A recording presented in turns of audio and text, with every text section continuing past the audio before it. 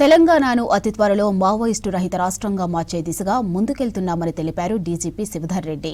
ప్రస్తుతం తెలంగాణకు చెందిన 17 మంది మావోయిస్టులు మాత్రమే మిగిలి ఉన్నారన్నారు. వీరందరి పూర్తి వివరాలతో కూడిన జాబితా తమ దగ్గర ఉందన్నారు.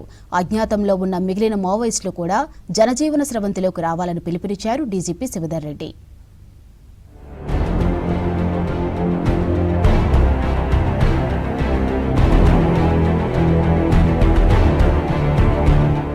తెలంగాణ రాష్ట్రాన్ని మావోయిస్టు రహిత రాష్ట్రంగా మార్చే దిశగా ప్రభుత్వం పోలీసు యంత్రాంగం ప్రయత్నిస్తోందన్నారు డీజీపీ శివధర్ రెడ్డి. ప్రస్తుతం మావోయిస్టు పార్టీలో కొనసాగుతున్న తెలంగాణ వాళ్లంతా జనజీవన స్రవంతిలో కలిస్తే రాష్ట్రం నుంచి ఇంకా ఎవరూ ఉండరన్నారు.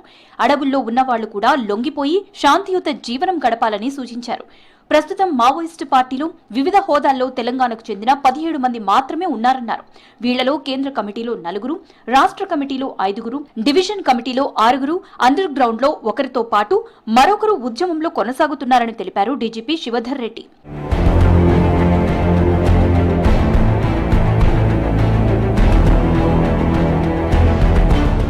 17 మంది మావోయిస్టులు లొంగిపోతే తెలంగాణ మావోయిస్టు రహిత రాష్ట్రంగా మారుతుందన్నారు డీజీపీ శివధర్ రెడ్డి. మావోయిస్టులను లొంగిపోవాలని విజ్ఞప్తి చేశారు డీజీపీ శివధర్ రెడ్డి. ఆపరేషన్ కగార్ పూర్తయ్యేలోపే తెలంగాణను మావోయిస్టు రహిత రాష్ట్రంగా తీర్చిదిద్దడమే లక్ష్యంగా చర్యలు చేపట్టామన్నారు శివధర్ రెడ్డి.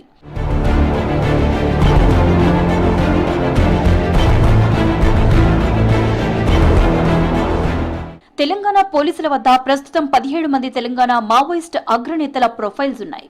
ఈ జాబితాలో 5 మహిళా మావోయిస్టులు కూడా ఉన్నారు. వీరిలో కొందరు ప్రస్తుతం సెంట్రల్ కమిటీలో, మరికొందరు స్టేట్, డివిజన్ కమిటీలో కీలక బాధ్యతలు నిర్వహిస్తున్నారు. ఈ 17 మంది మావోయిస్టులపై మొత్తం 2,25,00,000 రివార్డు ఉందన్నారు పోలీసులు.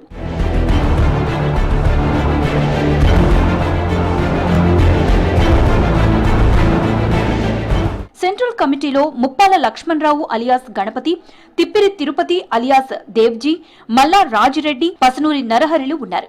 స్టేట్ కమిటీలో ముప్పిడి సాంబయ్య, వార్త శేఖర్, జోడే రత్నబాయ్, నక్కా సుశీల, లోకేటి చంద్రశేఖర్, దామోదర్లు ఉన్నారు. ఇక డివిజన్ కమిటీలో రాజేశ్వరి, రంగబోయిన భాగ్య, బాడిష ఉంగా, సంగీత, భవానీ, మైసయ్య, భగత్ సింగ్లు ఉన్నారని తెలిపారు పోలీసులు.